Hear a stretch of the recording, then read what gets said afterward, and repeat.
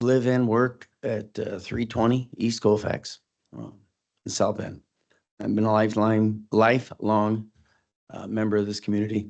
And I'm in the real estate development business. Puts me in a bit of a position here tonight because this is the only time and the only developer I've ever had to go and remonstrate against. Why? Because, well, in my business, uh, my word is my honor. And I do live up to my expectations that I put in writing with the city. And over my 35 plus years in this business, I've had a lot of benefits and a lot of breaks. And I've been before a lot of the councils over the years, and I've lived up to those commitments. It's not to say that I've always made money on the projects. I don't know why we're talking about profitability here.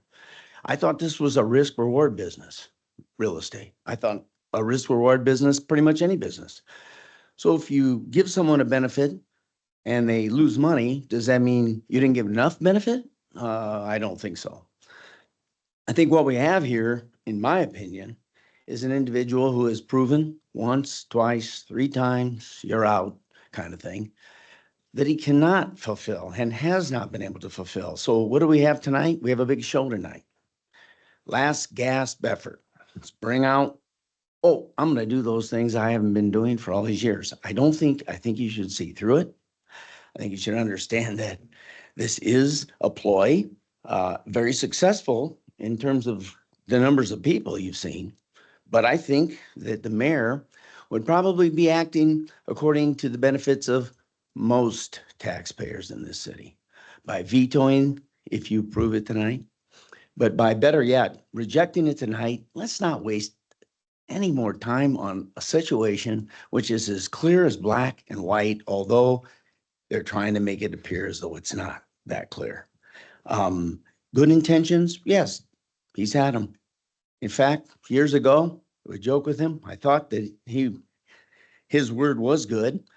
I learned later that, having developing right in the same blocks he is, it hasn't been good, and hell has always been paved with good intentions. Pardon me.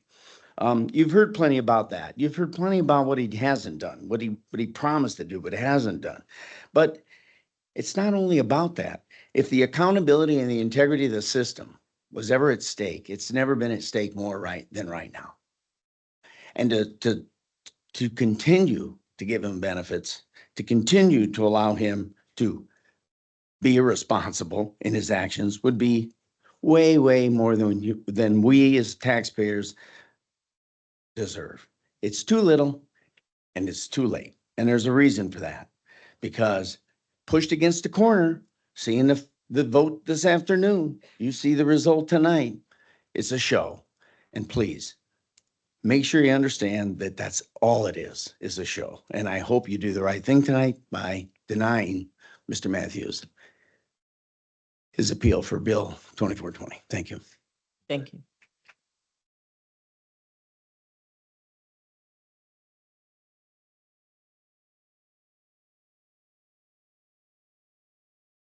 My name is Matt Barrett, and I reside at 110 South Niles Avenue. I want to thank the committee, council, everyone present for being here tonight, because my guess is that no one really wanted to spend a summer night talking about these issues. I think it raises an important question about what type of city and community South Bend wants to be. I want to note that one of South Bend's 5 core pillars is accountability. And I'd like to talk solely about the accountability of the Commerce Center Development LLC. That particular developer made a number of promises, and those promises have not been kept. Both the memorandum of agreement and South Bend Municipal Code require the payment of taxes.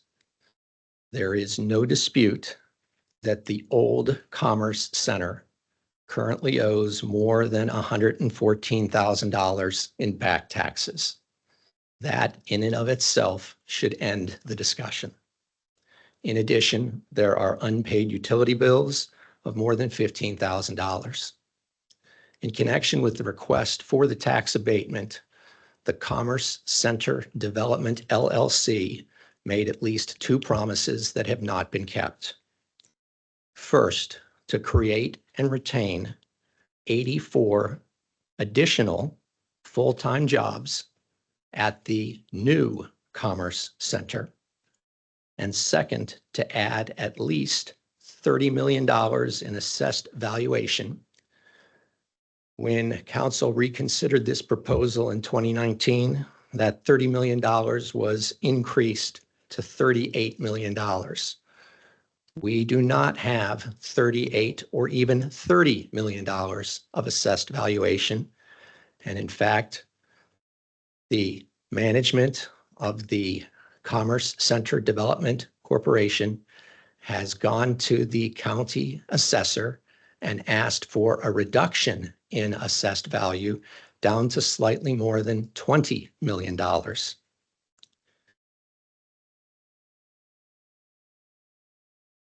Mr. Matthews claims that the building was completed on January 1, 2022. As of that date, the Commerce Center Development LLC had received certificates of partial occupancy for only floors 6, 3, and the first floor lobby only. On January 21st of 2022, the fifth floor was granted a certificate of partial occupancy. As of January 1, 2022, the third floor was completed. There are 6 floors of apartments. 144 apartments divided by 6 means that 24 apartments had been completed by January 1st of 2022. We have subsequent certificates of completion for the second-story parking garage only on February 1st, partial occupancy for the 7th floor only on April 12th, partial occupancy for the 8th floor only on May 10th, partial occupancy for the 9th floor only on June 27th, partial occupancy and temporary partial occupancy for the 10th floor only on August 31st, 2022. The note is clean all paint, drywall mud from electrical circuits, service stairwell door so it latches properly. The final certificate or partial certificate of occupancy for the 10th floor issued on September 23rd of 2022. This project was nowhere near completion on January 1 of 2022. 30 seconds, sir. With regard to promises for the future, I want to point out that there are currently 6 rental safety verification program violations on 300 East LaSalle. Those citations were issued between the end of April and the end of May.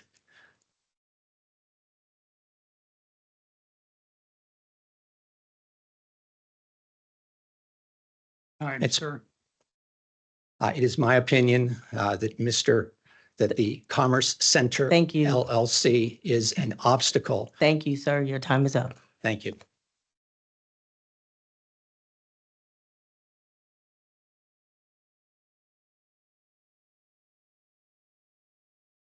Hi, my name is Jennifer Perry. I live at 320 East Colfax. And this is hard for me because I don't usually public speak, but it was quite the show tonight. And I just kind of felt compelled to say what I wanted to say. Let me start by saying that I have nothing personal against David or Velvet. I've known Velvet for many, many years. She was my tennis coach. I think she's a wonderful person. As one of the resolution supporters have said, this is not about the Matthews. And I agree, it's about following through with contracts, commitments, community partnership. There is no bias. This is a tax abatement issue, not about punishment or the value of his apartment project or everyone's love of David Matthews or what people think David has done for the community. The city attorney has illustrated why resolution 2420 cannot be accepted. 2 readings of this resolution and hours of discussion. And now tonight, Mr. Matthews is going to try to negotiate to do what he thinks is right to do. He is now going to cut the grass around Stonehenge and make a playground? What is that about? I think it's disrespectful. Is he going to now pay all his back taxes? Is he going to pay his fines? Is he going to pay his delinquent utilities? Developers need to make good faith promises and work with the city to uphold their commitments. It is not up to our city to give developers enough money to make their projects profitable, regardless of how great they think they are. All of us went through COVID, and business owners received incentives offered at the time. I am a business owner and was affected by COVID and the LaSalle Street closure. I pay my taxes. Do you? Should Matthews pay his taxes? Consider the ripple effect, was a comment somebody made. This is about the big picture, someone else said. This is about following through with commitment. The city, the taxpayers, and this council are not responsible for the success of this project or the developer's success. We've given enough to Mr. Matthews as taxpayers. It's now time to stand up for the taxpayers of our city, hold this developer accountable for contracts and commitments, and do not give in to threats of litigation. I ask you to not pass this resolution. Thank you. Thank you. Clerk Dorado, do you see anyone online wishing to speak in opposition of this resolution? I do not see anyone online wishing to speak in opposition. Thank you. Presenter, you have 5 minutes. Oh, Dr. Davis. Thank you, Madam President. I'm glad to be here to answer some of the questions. You know, people say the last minute situations. I remember the night before that night, 1 o'clock in the morning, when Mr. Mueller was calling me, and we were working on it last minute to make some changes. I served this council for 8 years as the zoning person. And for 8 years, I remember when Mr. Perry came to me. And he came to me, we had to deal with something. He was mad at Mr. Matthews because Mr. Matthews testified against him. After that, they've been having this situation. But Mr. Perry is behind on 2 of his projects at this present time. Okay, and he just said integrity and everything else, but he's not keeping his own integrity. I learned a lot of that. When I worked with a lot of the developers, whether it was Mr. Perry, whether it was Panzica, whether it was all this development on the north side, all that came in, and Pizzello stepped down, all that was my headache. All throughout 4th District, Mr. Warner, all of those development was coming through. That was on my desk. And I learned a lot about developers. We slowed down projects, we did projects, and then we were there when I still go to 2 places that I have a lot of peace. One, when I go to the Martins, that is now the Spartans on Mayflower, because he was working with that. And then also this one. And so therefore, when that got put out, you see, Mr. Mayor, Mr. Pete Buttigieg, our Secretary of Transportation, we all were excited. He was excited because of the fact that we came together. We voted it down and we brought it back, we voted. So we stayed out late at night. We did a lot of that. A lot of my gray hair came more from this kind of thing than anything else. And so I worked with these developers and we followed that. So I'm gonna tell you in closing, he's gonna say, close out with this. That's why we did the memorandum of understanding. We've done it with many times over my 13 years. Here, we've done it. We did it at Transpo. We've done it at other times. Nothing new. Finally, I'm a professor. My colleagues here is Notre Dame, and I've taught at several of the universities. Last week was finals at one of my universities.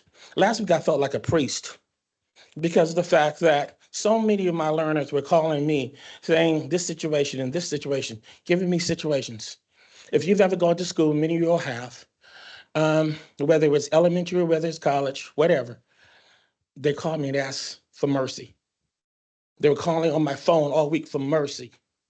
Just mercy, can you just give me an extra day? Can I have it in? I said, y'all, I gotta turn in my grades. My grades were due this Sunday. And I was spending up Saturday and that Sunday because I was giving mercy. I have a lot of older students. I got a lot of people who've gone through rough times. I got moms, I got single moms, I got single people who've been hurt. I got a lot of folk in there. And when I was a young professor, you have to have it on this date. As I got older and got gray hair and went through my own trials, I understand. I understand. A student came to me one time and she said to me, I need mercy. And I sat there and I listened to her speech. Do you know why I listened so closely to her speech? She had a 3 o'clock meeting with me because at 3:30, I had to go to my own professor and ask for mercy. And I used her speech as part of my speech. And as I was walking to my professor, I thought about it. I said, Lord, thank you for me giving her mercy for this mercy. Did it destroy her grade? Did it destroy her, make her a worse student? Did it make the university bad? No, it made her a better student. And I thank her for her note. Thank you for mercy. I thank God for the person. Has everything gone well with all these people? It didn't go all well with Mr. Perry. I can go through developer after developer after developer. And they know that too. Okay? That's why I looked at him when he came up here to try to be righteous. That's not fair. I have sinned and come short. The developers have sinned and come short. Let's do it better. We can do better than that. I, as a teacher, want mercy. I watched last night, Just Mercy. I watched that program and I said, that's my close tonight. Just mercy. Just mercy for Mr. Matthews. Just mercy for the people of South Bend. Thank you. Thank you.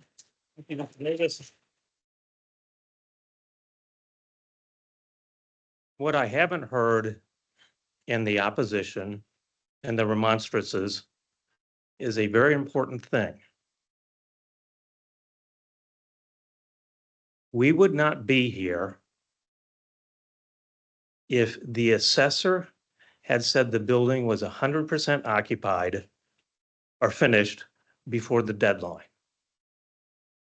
And the only reason that this building was not completed on time was because an unforeseeable, worldwide, catastrophic pandemic.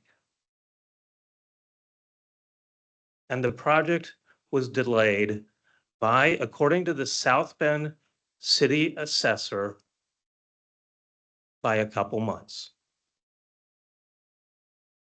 We would not be here talking about this, having spent all of this time and energy on it, but for COVID. And if this council does not recognize the impact on COVID that COVID had on this building, shame on you. Thank you. Thank you. At this time, the public portion is now closed. I'll turn to my colleagues to see if there's any comments.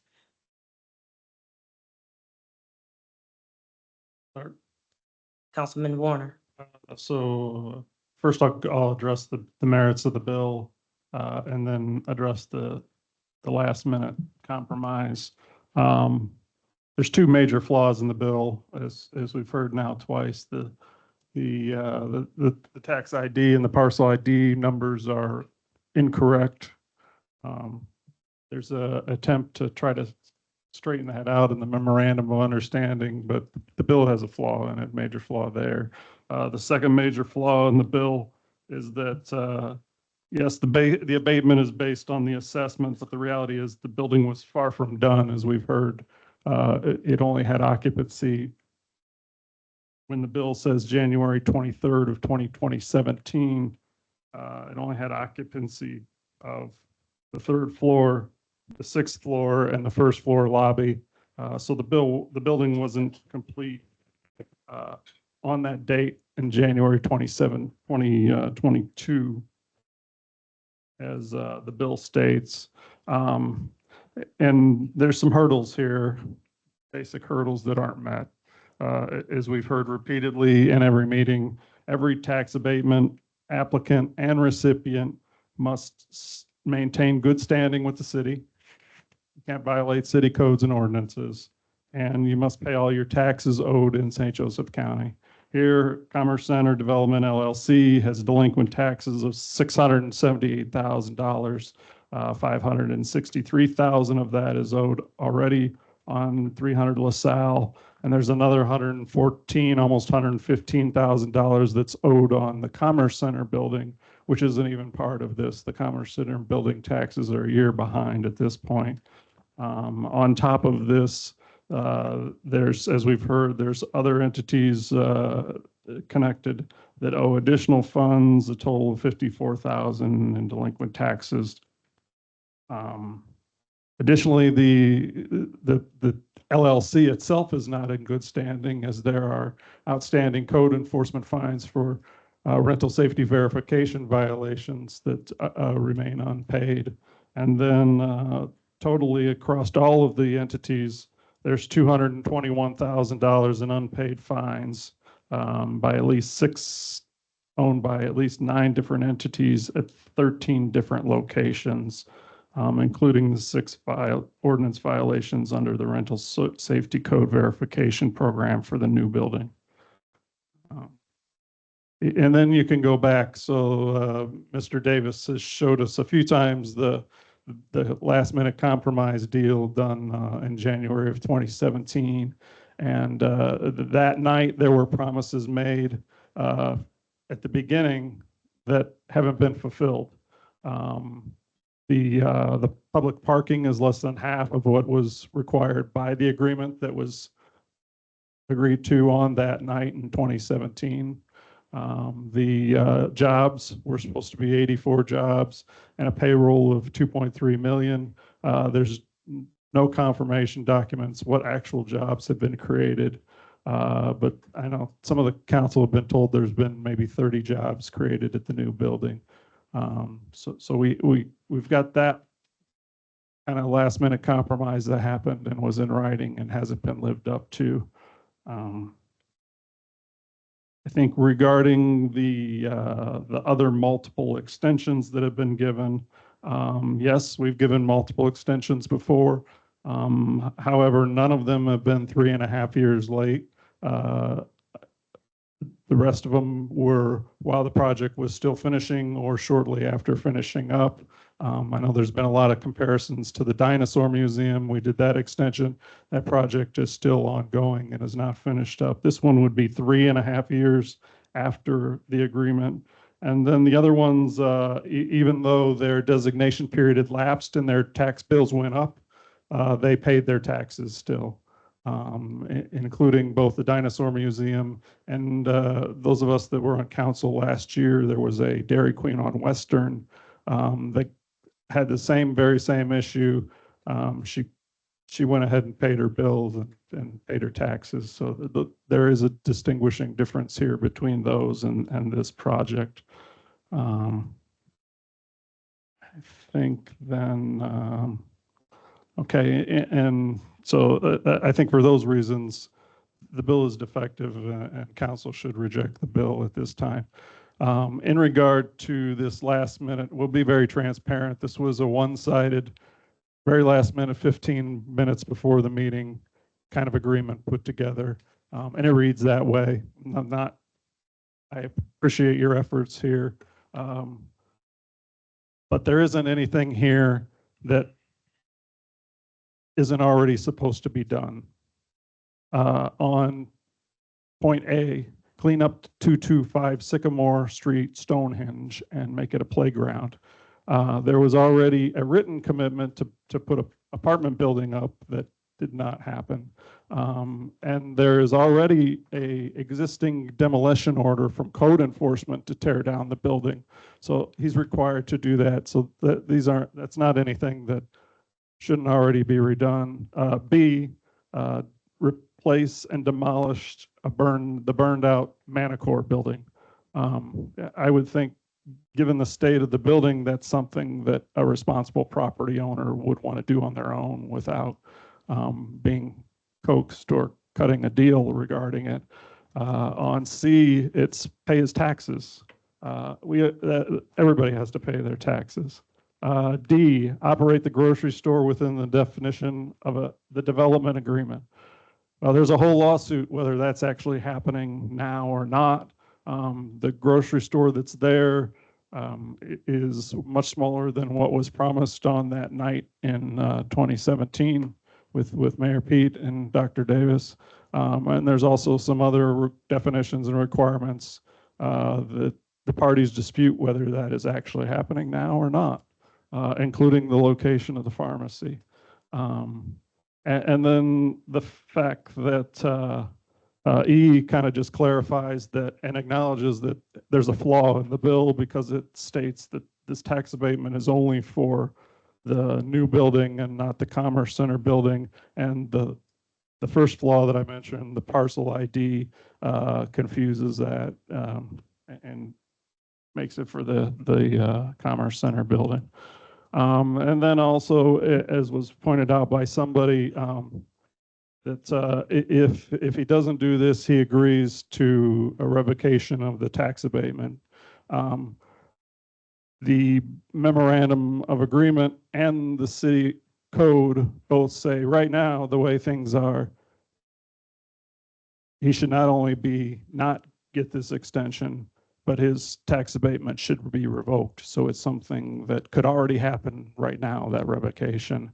And I believe the position of the mayor has been, if he doesn't get things remedied, that should be the case. And I have a hard time disagreeing with that. I'm not against some kind of compromise. I'm against doing something now. I do think kind of in the legal world, we talk about a global deal that kind of resolves all of the issues.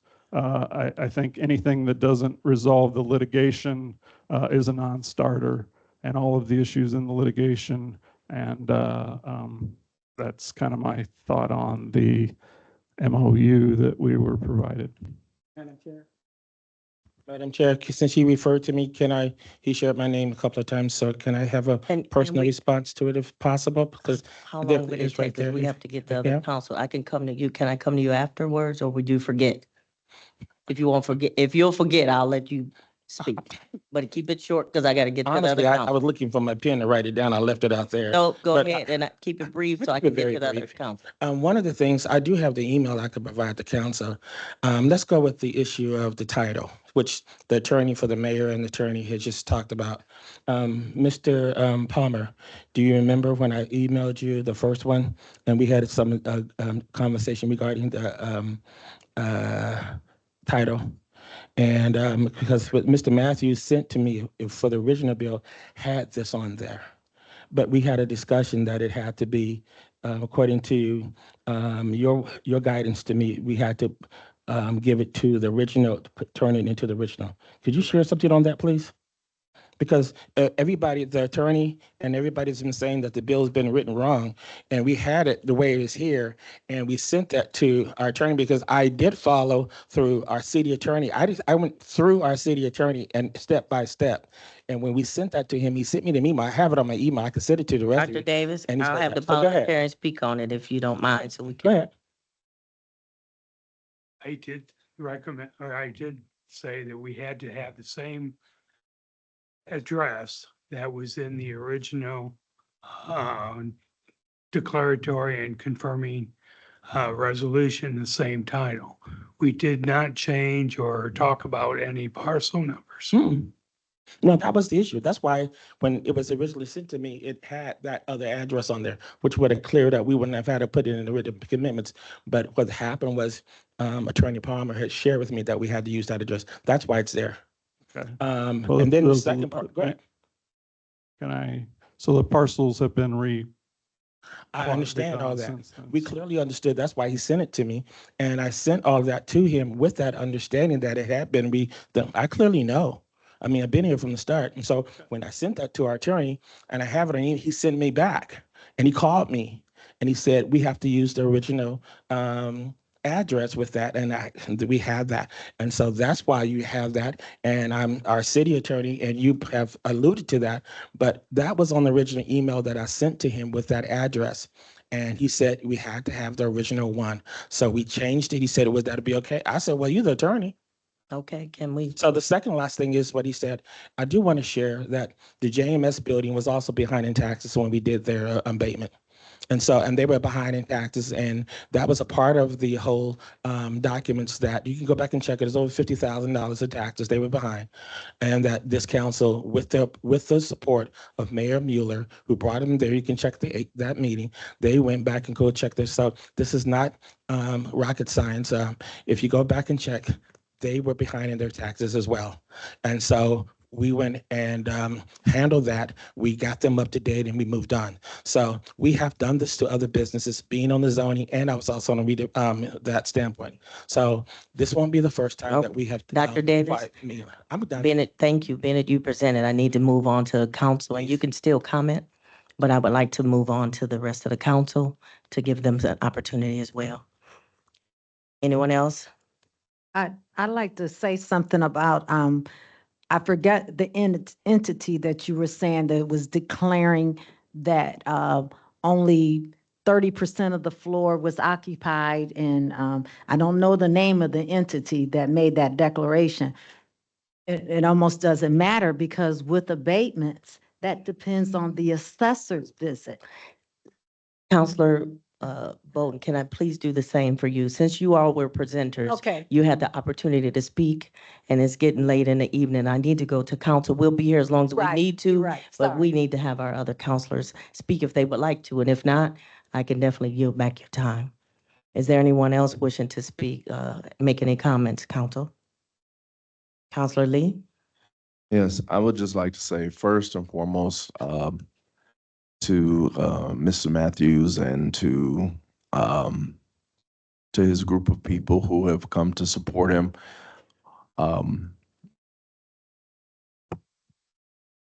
I don't have any ill will towards you or anything like that.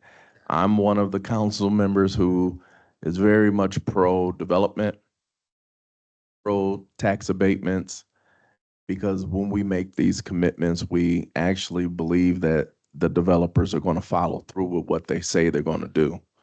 Because at the end of the day, the taxpayers are looking at us to make sure that if we go into an agreement with someone, that they're going to follow through with what they say they're going to do. So please know that there's no ill will, or it's not. I can speak for myself, but I feel like other members of the council, it's not personal. It's not. No one hates you, or no one hates Dave Matthews, but we are accountable to the taxpayers who look to us to be the ones who say, if you made an agreement and a simple part of the agreement is making sure that your taxes are up to date. I looked at all of the things from the memorandum of understanding that we got about 15 minutes before the council meeting. And the questions I have is, if these things are possible, why have they not been done? If there's 144 units and you have 2,000, some people are paying 2,000, some are paying 13 to 14. That's a couple $100,000 a month in rent. So if I was in an agreement with somebody, I would make sure that my obligations are met, so that if there is trouble, at least I could say my obligations have been met. And then for the grace.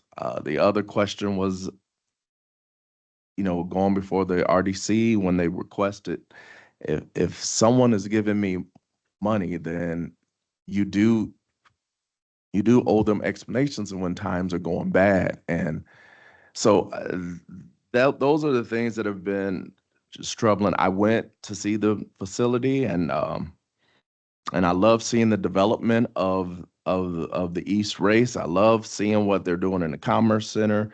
I love seeing that there are apartments and a parking garage and a grocery store.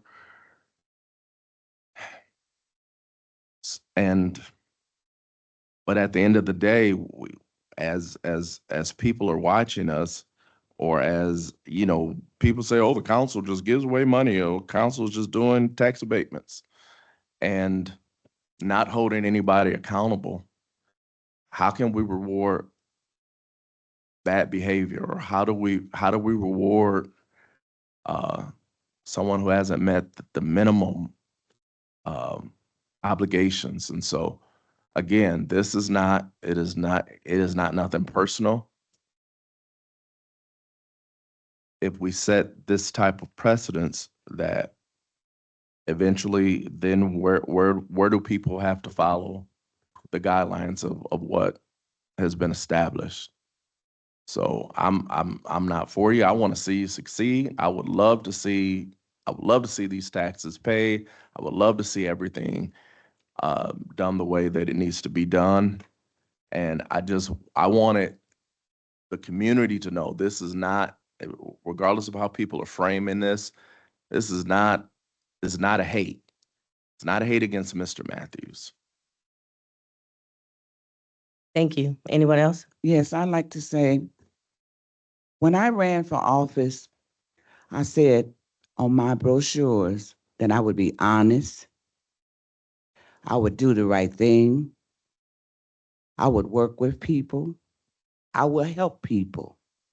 But this has gone too far. This is not about Mr. Matthews and hate. I don't even know him. I've met him. But this is about business. I was a single mom for many, many years. I started buying a house. I never missed a payment. I paid my taxes. I had no utilities shut off. I kept my property up. And I believe in business. I am sorry for what is going on here. I wish there was a better solution, but I cannot support this bill. Anyone else? Councilor Thomas Morgan. Thank you, President. Firstly, I just want to wish everyone who wrote letters, called, came out tonight, and 2 weeks ago, all of you who spoke, wrote, called in support and in opposition of this tax abatement modification. What I saw in that response is that there are people of goodwill on both sides. And it is clear to me that what we all share and have in common is that we are all on the side of South Bend. We just have differing opinions on what that looks like.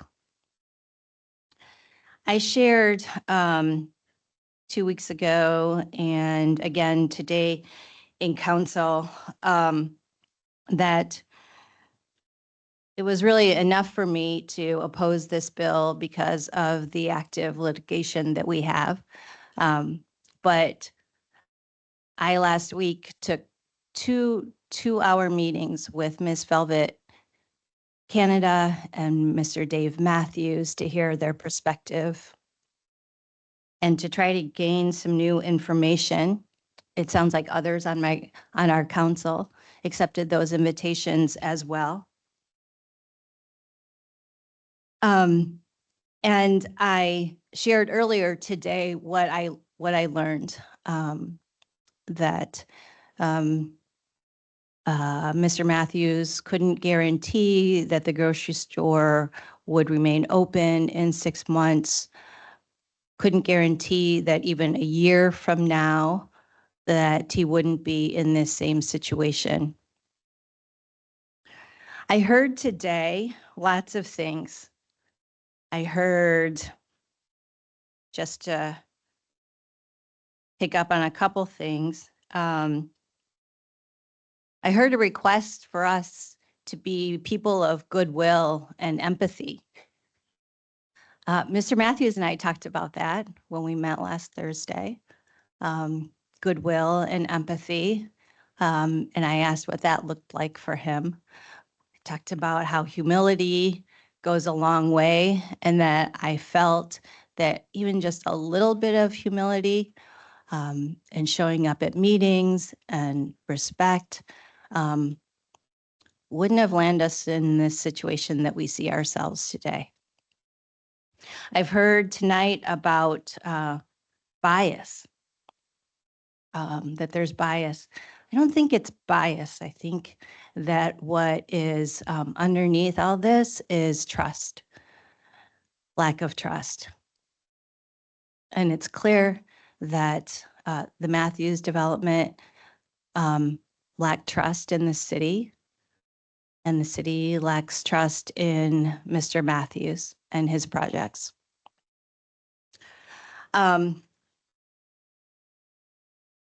Agreements are based on trust. So 2 weeks ago, when I asked about memorandum of agreement that I saw lacking in the filing,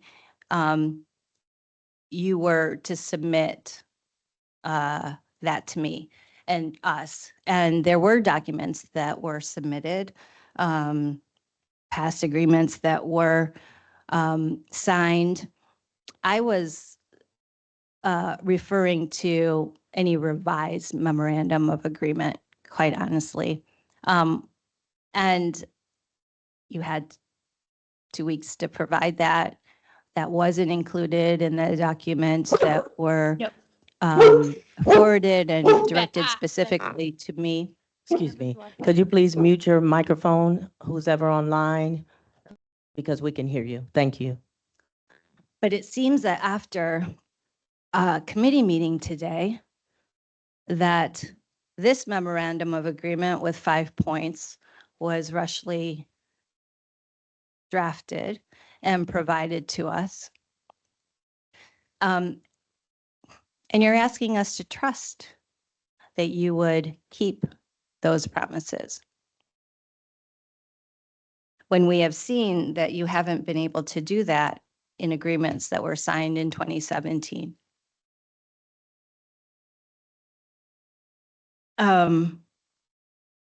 I don't like the precedent that the council would set if we pass this abatement modification. And therefore, I cannot support it. Finally, I just want to say that no matter how the council votes on this tonight, I believe that each of us are voting for what we believe is best for our city, this city that we love. Thank you. Thank you. Anyone else? No. Now, Dr. Davis or Counselor Bolton Simpson, you have any other comments? Yes. Closing out, again, I would like to thank everybody for coming out tonight.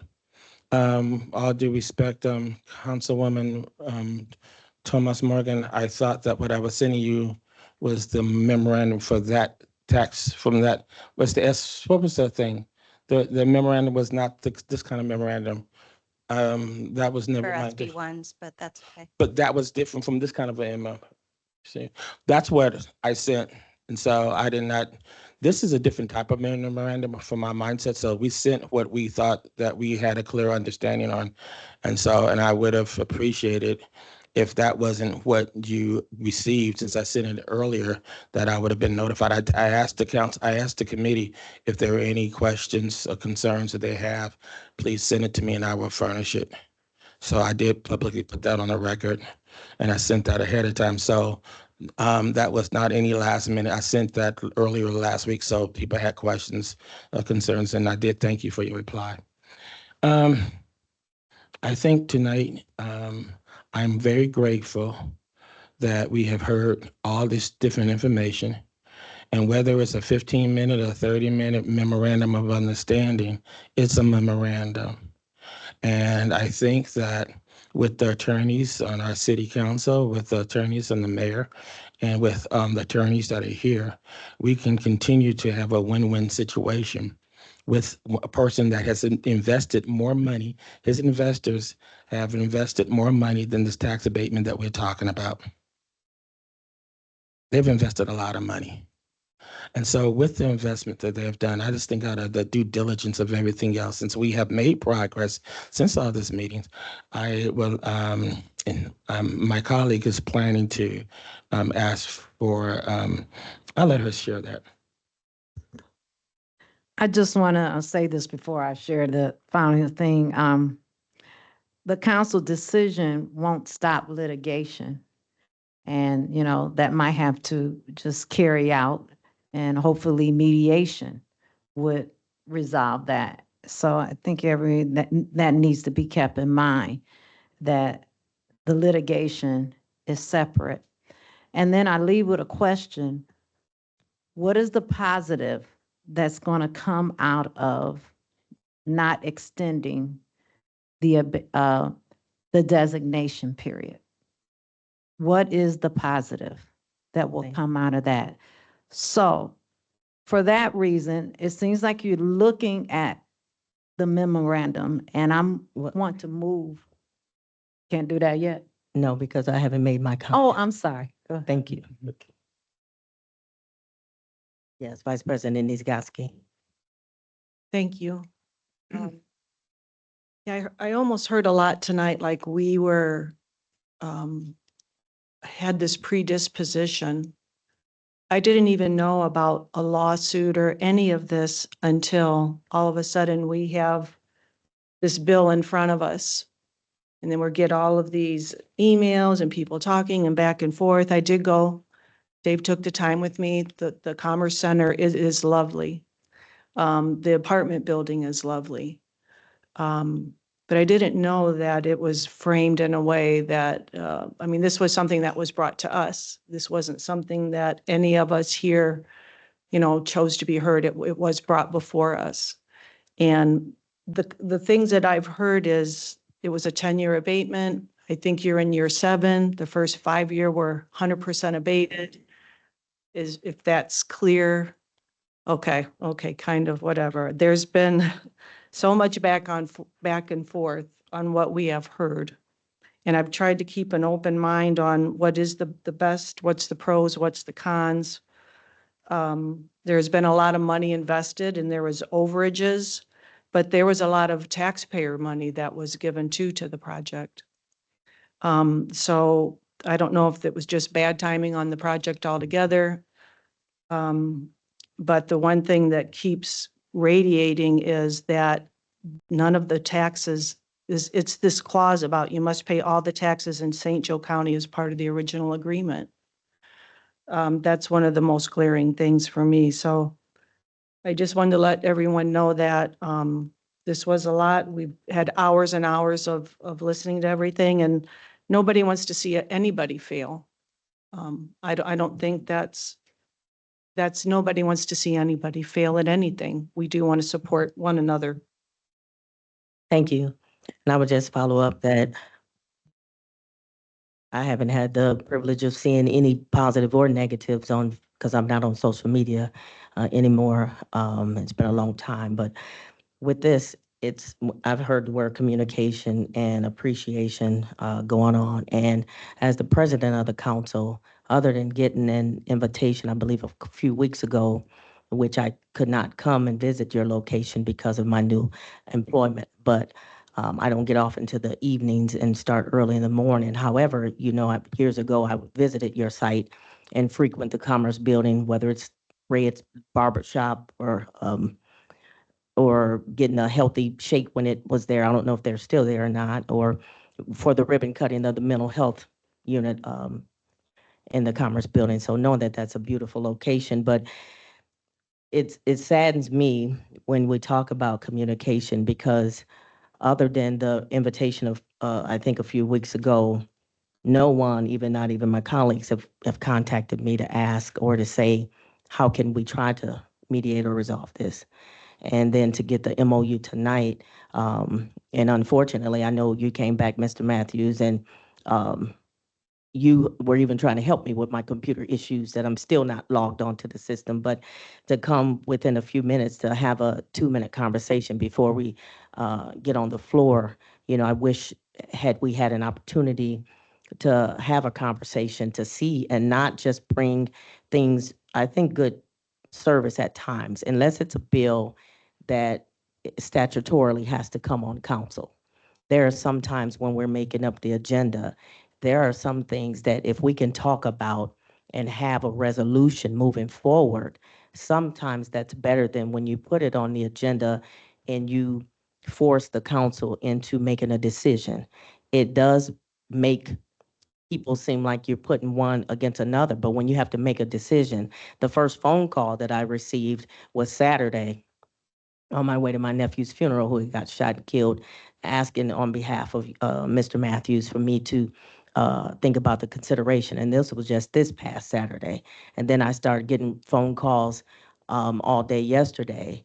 And I'm like, had we had conversations to talk about and not just information, and I do appreciate all the emails on both sides that people are doing, but sometimes good government is how can we sit at the table and work together and not wait until the 11th hour to then try to see what we have to do, because what I do, I have to look at the facts and the information that came before us. I wasn't on council when this project started, but I've been on on council since the duration of the project. So I have to make my decision based on the information that I have on hand as well.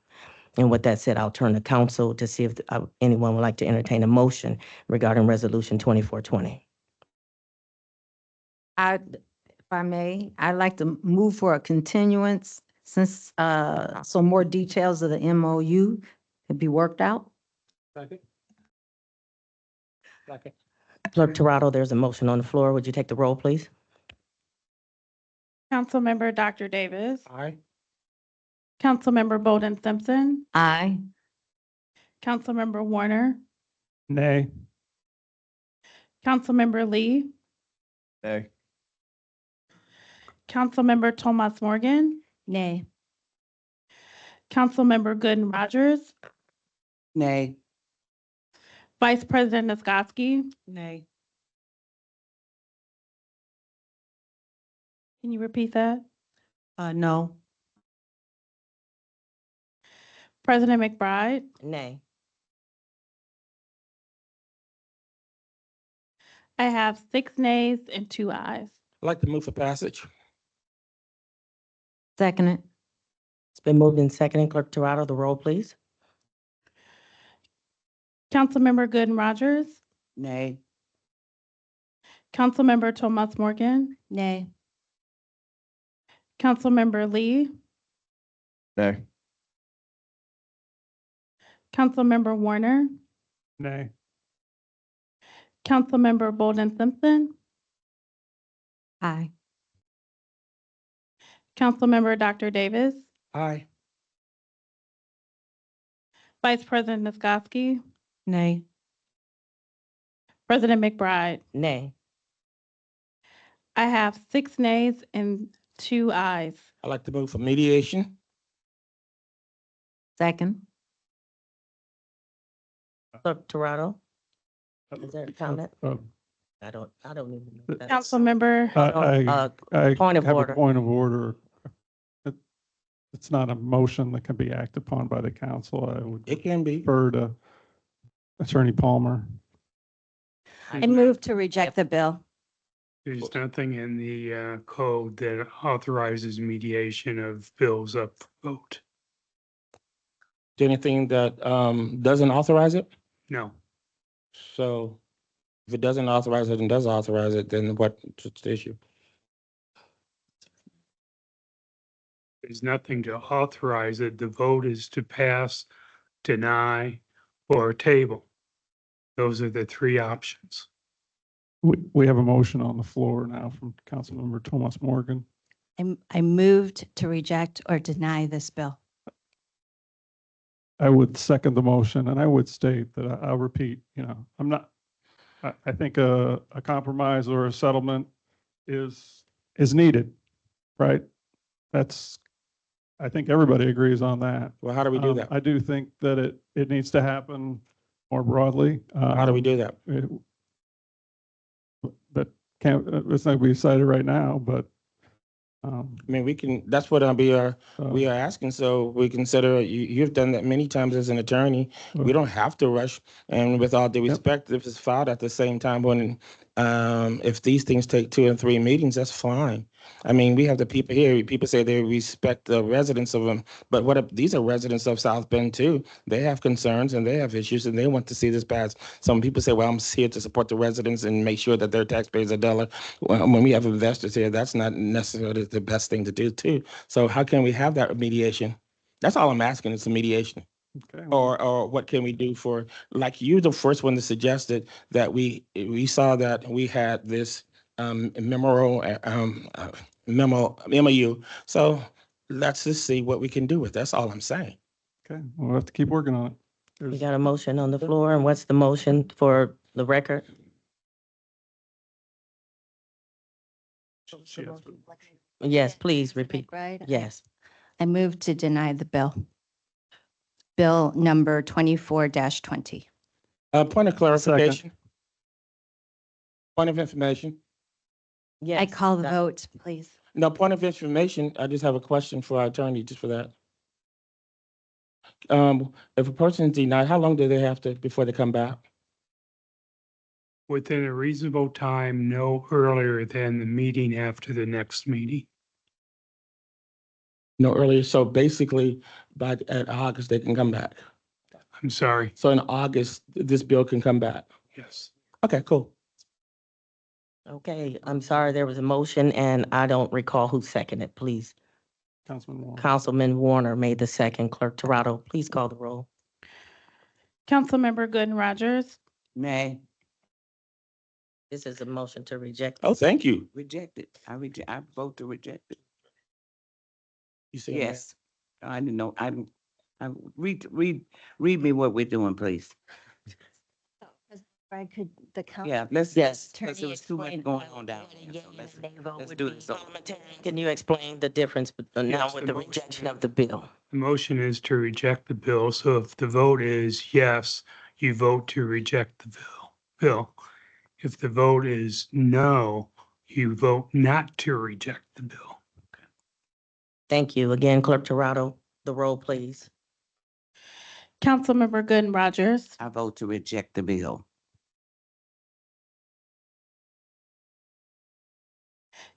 Councilmember Thomas Morgan, Aye, I vote to reject the bill. Councilmember White is excused, I'm sorry. Councilmember Lee. Councilmember Warner. Councilmember Bolden Simpson, Nay.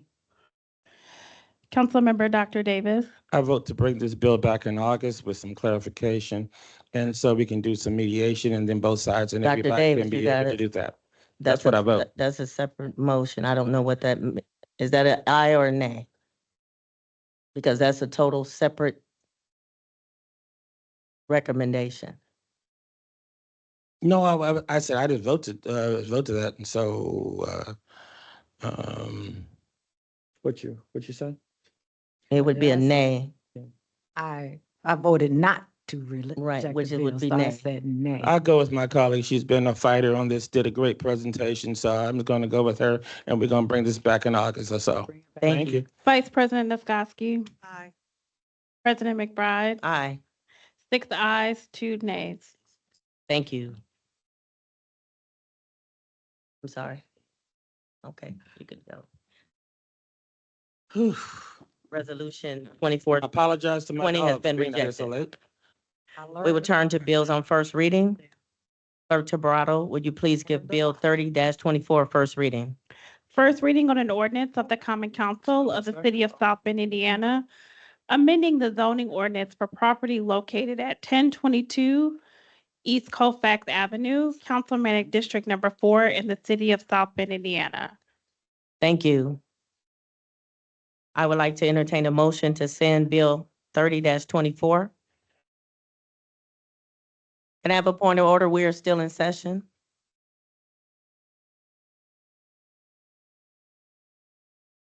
I would like to entertain a motion to send Bill 30-24 to South Bend Plan Commission. So moved. Second. Thank you. That will go to South Bend Plan on 7/15 and ZNA and for public hearing the third reading on July 22nd. Clerk Toronto, will you please give Bill 31-24 first reading? We, First reading on an ordinance of the Common Council of the City of South Bend, Oh, Indiana. Clerk Toronto, I'm sorry, I didn't take the vote on that. All in favor for Bill 30-24? aye. Any opposition? The motion's carried. Thank you, Counselor Warner. Clerk Toronto, will you please continue to read 31-24? First reading on an ordinance of the Common Council of the City of South Bend, Indiana, annexing to and bringing within city limits of South Bend, Indiana, and amending the zoning ordinance for property located at 17023 Helper Street, Councilmanic District Number 4 in the city of South Bend, Indiana. Thank you. I would like to entertain a motion regarding 3124 to send to ZNA on 7/15 and for public hearing on August the 26th for council and then for third reading on September 9th. So moved. Second. It's been moved and seconded. All in favor? Aye. Any opposition? Motion's carried. Clerk Terada, will you please give Bill 3224 first reading? First reading on an ordinance to vacate the following described property: the first north-south alley north of Marion Street, east of Lafayette Boulevard, and west of Main Street, and the portion of Main Street located between the north line of the first east-west alley north of Marion, east of Main, and the vacated Navarre Street. Thank you. I would like to entertain a motion to send Bill 3224 to Public Works and Property Vacation for public hearing and third reading on July 8th. So moved. Second. It's been moved and seconded. All in favor? Aye. Any opposition? The motion's carried. Is there any unfinished business at this time of the council? Seeing none, I will turn. Is there any new business? I would just like to thank everybody for their thoughts and prayers and acts of kindness for my family, for my great nephew Elias, Enos Pettiford, who was shot and killed on Victoria Street, and also on behalf of the White family. Karen White is not here today because she buried her nephew today to a gun violence shooting as well. So keep her lifted up in your prayers as well.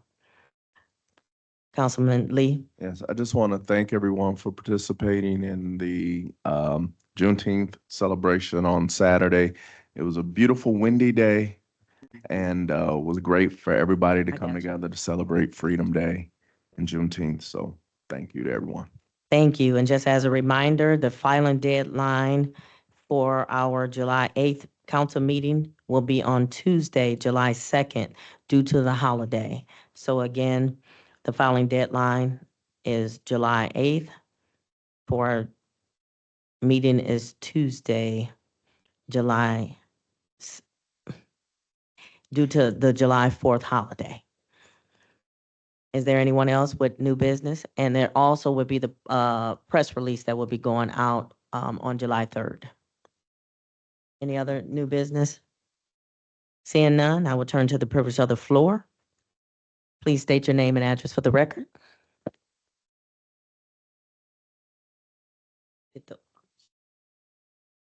Thank you.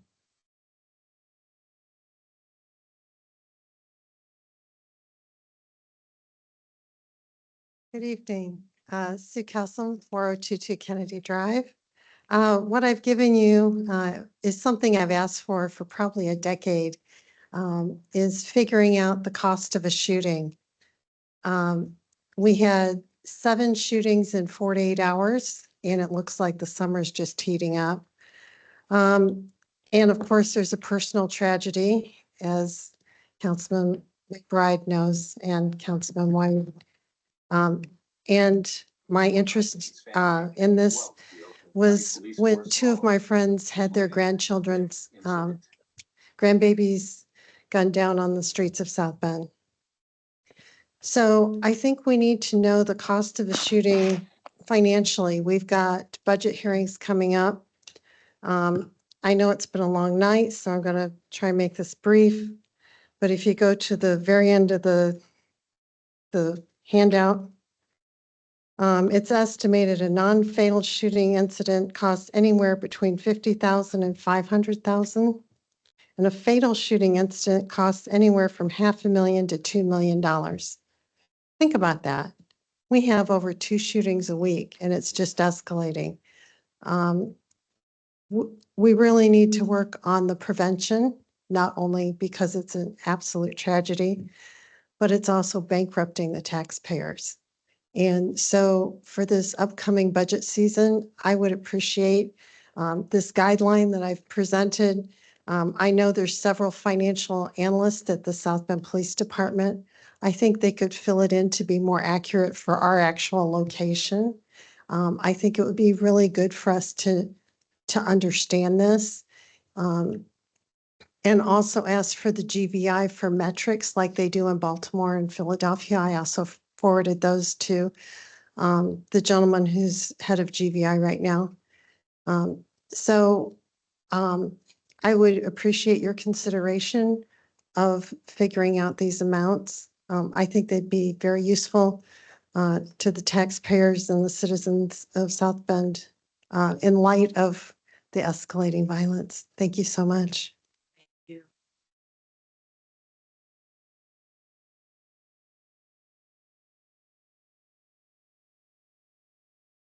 Don Foster, 132 Chapin Street, and President McBride, I am just so sorry to hear that, and I want desperately to help the city and to take the violence and the guns off the street the best we can to help these young kids and everything that's going on. It's one's too many that we lost. So I'll continue to meet with you guys and talk about solutions and proposals, and Business United is committed to trying to do more of that too. So South Bend Municipal Code, Chapter 2, Article 1, Section 2-10.1.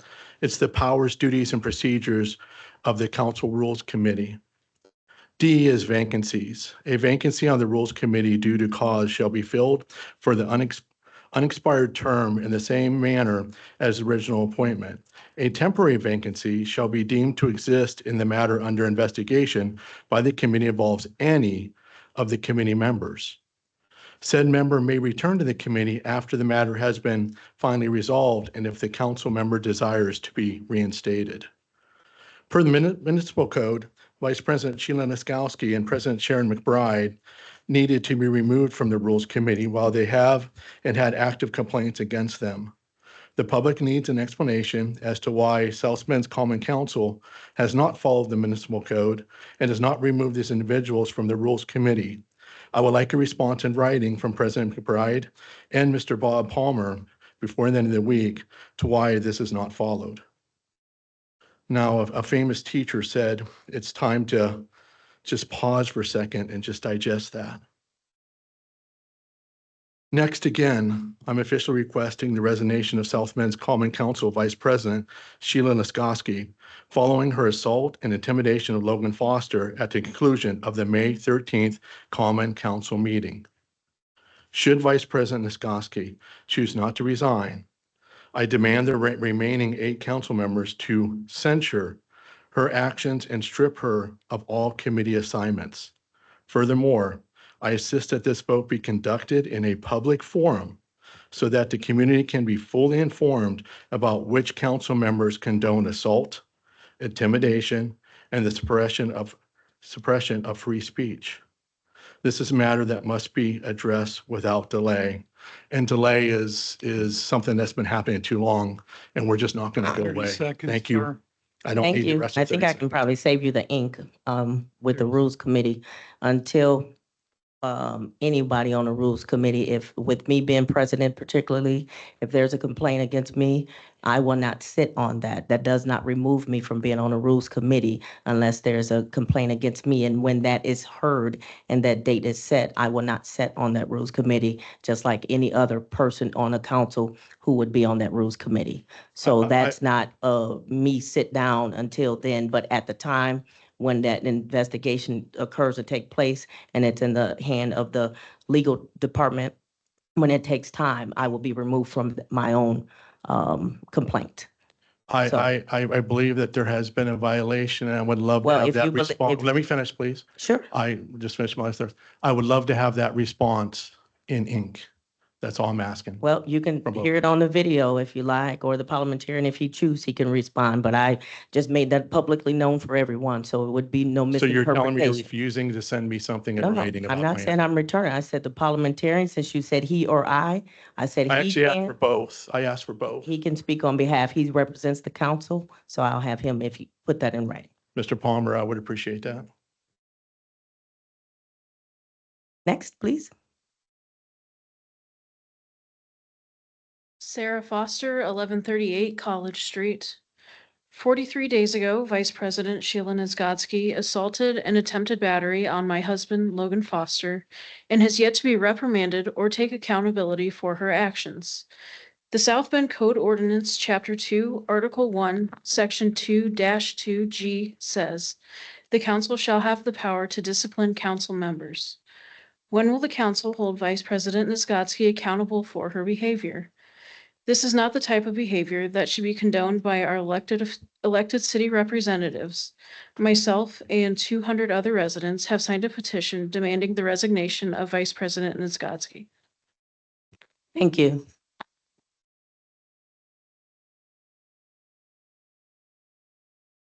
Logan Foster, 1138 College Street.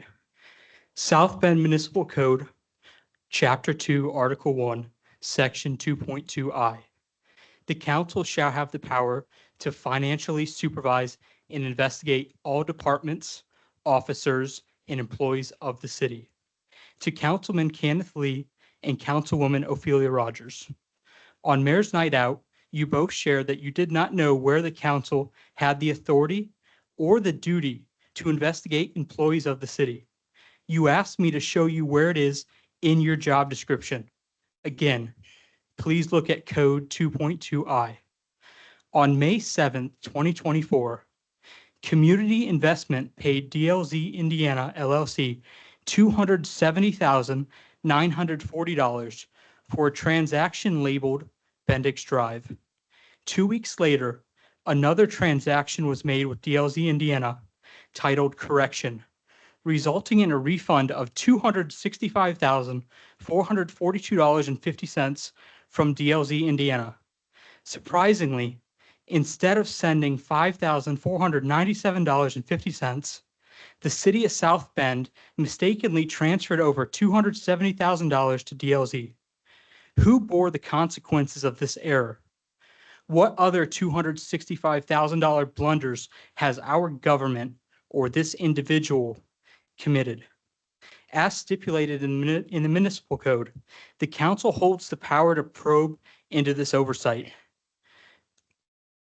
When the council neglects to address $265,000 in overpayments, the public is left questioning why. Who stands to gain from this situation? This needs to be investigated, and I am asking you to investigate this. And I also have copies, if you would like to take the copies and pass them out, of the transactions to DLZ and the city of South Bend. Thank you.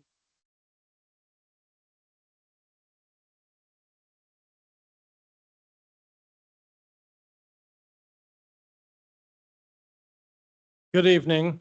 I'm Brendan Crumlish, local businessman with an office at 3215 Sugar Maple Business Court in South Bend. I'm here tonight as the president of Businesses United 4. We're a corporation representing over 20 South Bend businesses. We are seeking fairness for the truly homeless in our community, as well as greater fiscal responsibility from our local government. And lastly, fairness and freedom for all media platforms to share and report on the actions of our government. All of this is transparent for the genuine improvement of the city of South Bend. 2 weeks ago, I stood before you and noted that few of you had agreed to meet with us to learn about our plans to protect the city from being overrun by more homeless immigrants from surrounding states and communities.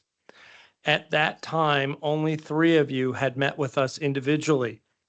Since that last council meeting, Councilman Lee and Councilwoman Simpson have responded with offers to meet with us, and we look forward to sharing our plans with both of them directly. Councilwomen Nizgodsky, McBride, and Morgan, and Councilman Warner still have yet to agree to meet with us.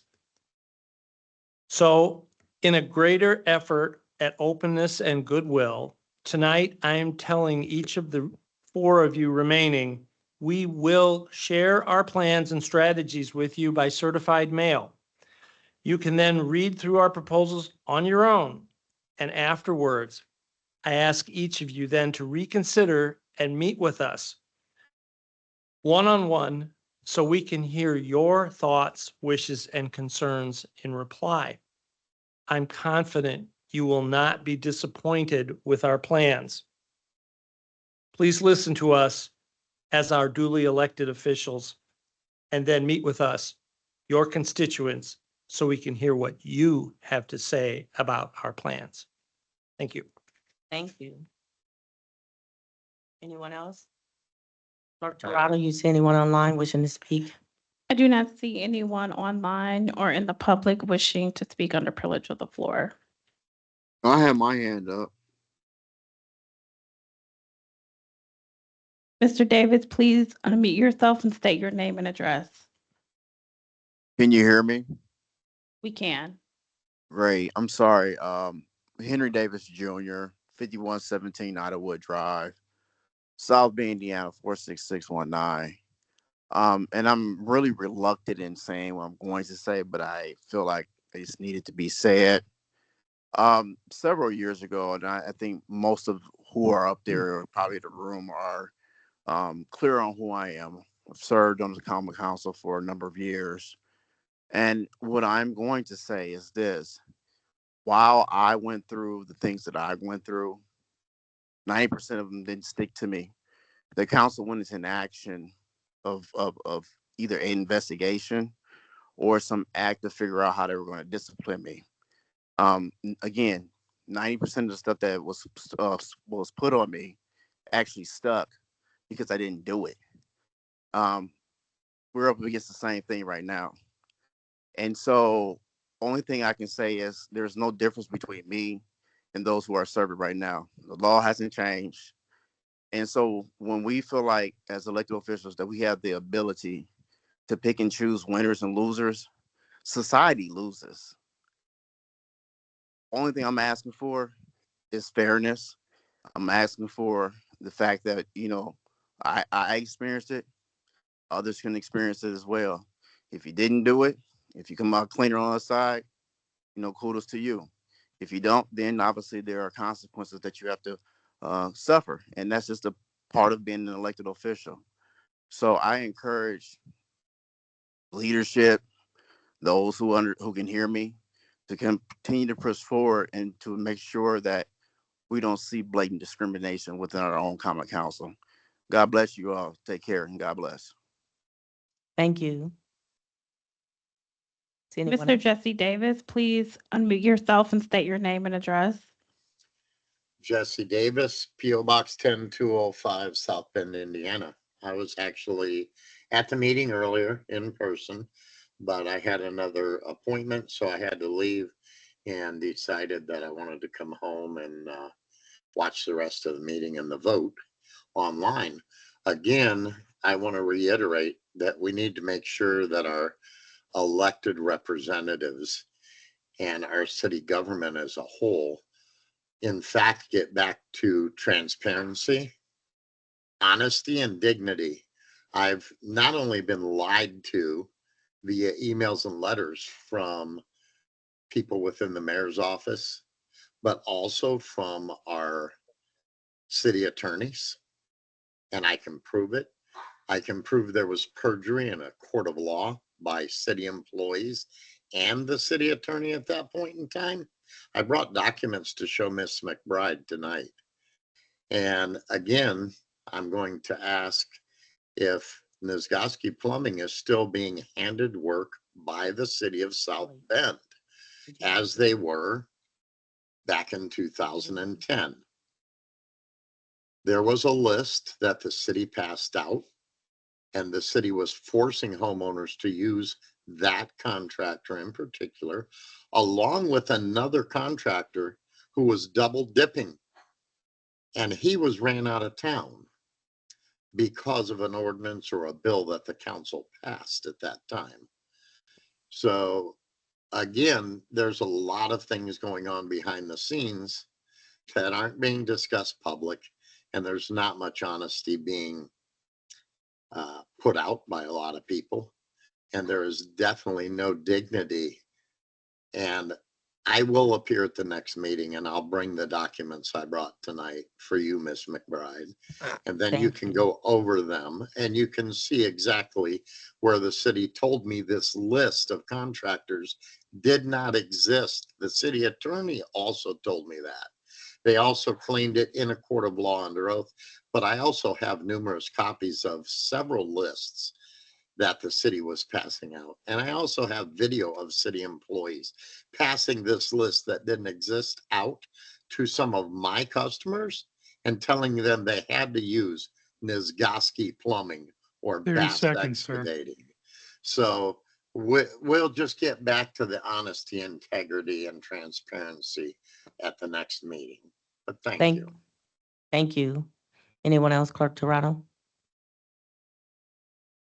I do not see anyone else online or in the public that's wishing to speak. Thank you. With that being said, this meeting is adjourned.